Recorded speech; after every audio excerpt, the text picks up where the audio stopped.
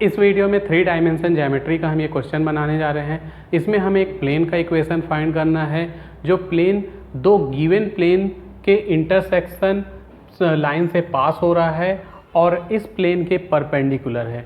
ठीक, यहाँ पर ध्यान दें, ये जितने भी प्लेन के इक्वेशन हैं वो कार्टेशियन है और हमको भी जो प्लेन फाइंड करना है वो भी कार्टेशियन ही है। नॉर्मल इसमें बोला नहीं जाएगा, अगर वेक्टर बोला जाता तो हम वेक्टर निकालते, लेकिन यहाँ कार्टेशियन दिया हुआ है, हम कार्टेशियन ही निकालेंगे। तो सबसे पहले हम इन गिवन प्लेन को लिख देते हैं। तो पहला प्लेन है x plus y plus z equal to 1, तो ये हो जाएगा x plus y plus z minus 1 equal to 0। दूसरा प्लेन है 2x plus 3y plus 4z minus 5 equal to 0। तो हमने ये दोनों प्लेन लिख लिया है।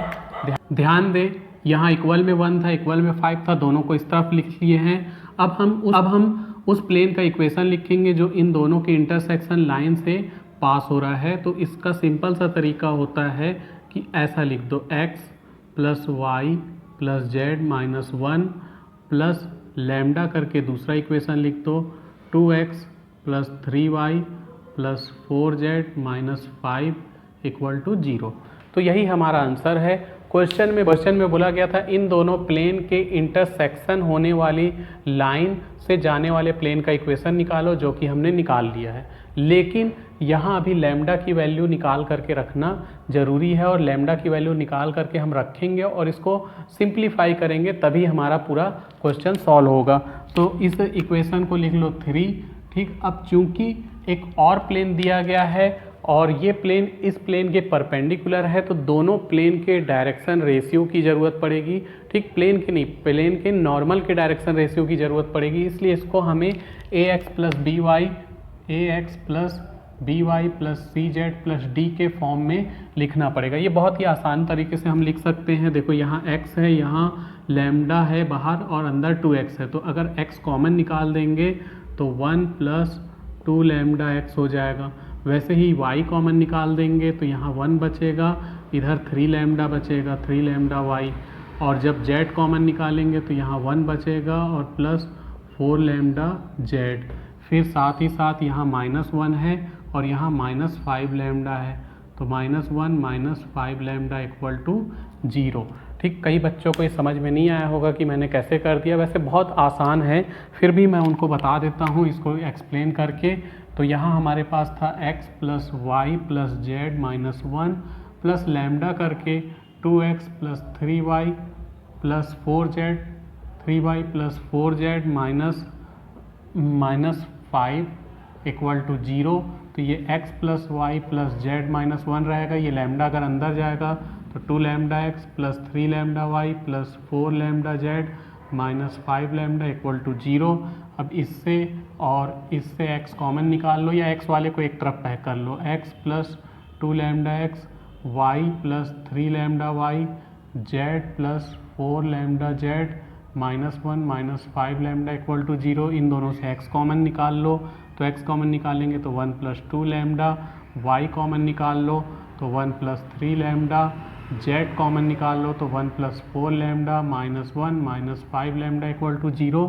तो यही तो हमने यहाँ लिखा था, 1 प्लस 2 लैम्डा x प्लस करके 1 प्लस 3 लैम्डा y प्लस करके 1 plus 4 lambda z minus 1 minus 5 lambda. तो जिसको ये समझ में नहीं आया था उसके लिए ये तरीका है। वैसे मैं बता दूँ ये तरीका ज़्यादा आसान है, सिंपल माइंड में बैठा लो। देखो, x इससे और इससे x कॉमन निकाले तो यहाँ 1 बचा, यहाँ 2 लैम्डा बचेगा, y कॉमन निकाले तो यहाँ 1 बचेगा और यहाँ पे क्या बचेगा 3 लैम्डा, प्लस में z कॉमन निकालेंगे तो 1 बचेगा और इधर क्या बचेगा प्लस 4 लैम्डा और ये -1, और जब ये लैम्डा इधर जाएगा तो -5 लैम्डा अलग है। तो ये डायरेक्ट लिखना आसान है इसके कंपेयर में। हाँ, जिनको समझ नहीं आया वो इससे समझ सकते हैं। अब हम इस प्लेन 3 ये भी है, किसी को भी ले लो, तो इस प्लेन 3 के direction ratio of the normal लिखेंगे तो ये 1 प्लस 2 लैम्डा जो x का मल्टीपल होता है, y का मल्टीपल होता है, z का मल्टीपल होता है, वही उसके डायरेक्शन रेशियो होते हैं। 1 प्लस 2 लैम्डा हो गया, 1 प्लस 3 लैम्डा, 1 प्लस 4 लैम्डा। ये प्लेन 3 के डायरेक्शन रेशियोज हमने निकाल लिए, प्लेन के नहीं, प्लेन के नॉर्मल के डायरेक्शन रेशियोज। और गिवन प्लेन है हमारे पास x minus y plus z equal to 0, तो x minus y plus z equal to 0, ये गिवन प्लेन है, इस प्लेन के डायरेक्शन रेशियो हो जाएंगे 1 -1 और 1। अब क्वेश्चन में जैसे गिवन है कि ये प्लेन जो थर्ड है, इन दोनों प्लेन के इंटरसेक्शन लाइन से पास होने वाला प्लेन थर्ड, और ये प्लेन जो 4 है, ठीक, ये 1 नहीं है, ये थर्ड है, प्लेन थर्ड और प्लेन 4, ये प्लेन 4 है जो क्वेश्चन में गिवन है, दोनों ही क्या है, परपेंडिकुलर है। तो परपेंडिकुलर होने की कंडीशन होती है a1 a2 plus b1 b2 plus c1 c2 equal to 0। a1 a2 क्या है, ये दोनों a1 a2 है, b1 b2 ये दोनों है, c1 c2 ये दोनों है। तो इनको रखेंगे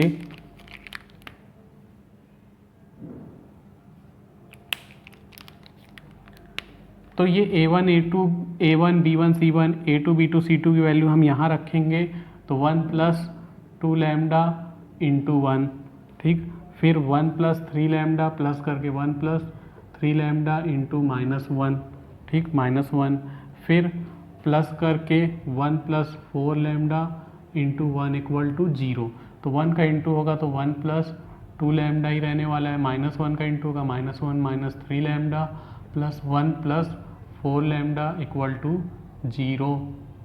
लैम्डा वाले को एक तरफ कर लो, 2 lambda plus 4 lambda minus 3 lambda, इन तीनों को एक साथ लिख लिए, प्लस 1 -1 प्लस 1 इक्वल टू 0।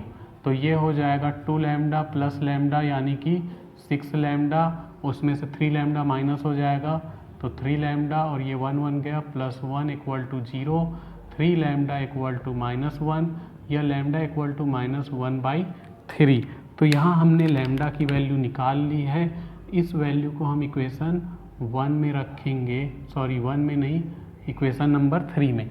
तो इक्वेशन 3 में हमारे पास दो प्लेन है, एक ये है एक ये है, तो लैम्डा की जो वैल्यू है इसमें रखना ज़्यादा फायदेमंद होगा, ठीक, क्योंकि यहाँ एक ही जगह लैम्डा है और यहाँ जगह जगह लैम्डा है। तो इक्वेशन 3 में जब इन वैल्यू को रखेंगे, और जैसा कि मैंने बताया हम इस वाले इक्वेशन में रखेंगे, तो हमारे पास x plus y plus z -1 पहले से है, प्लस करके लेकिन लैम्डा की वैल्यू -1/3 है, तो -1/3 ब्रैकेट में 2x plus 3y 2x plus 3y plus 4z minus 5 equal to 0। 3 का इस सबसे इंटू हो जाएगा, तो ये हो जाएगा 3x plus 3y plus 3z minus 3, और ये -1 जब अंदर जाएगा तो -2x minus 3y minus 4z plus 5 equal to 0। चाहे एलसीएम बोलो या बेस इक्वल करना बोलो, ये 3 का इन सब से इंटू होगा तो 3x plus 3y plus 3z minus 3, और ये -1 का इन सब से इंटू होगा तो -2x minus 3y minus 4z plus 5, और पूरे के अपॉन में जो 3 आया उधर जाके 0 हो गया। अब x वाले को एक तरफ y वाले को एक तरफ कर लेते हैं, तो 3x minus 2x 3y minus 3y plus 3z minus 4z minus 3 plus 5 equal to 0।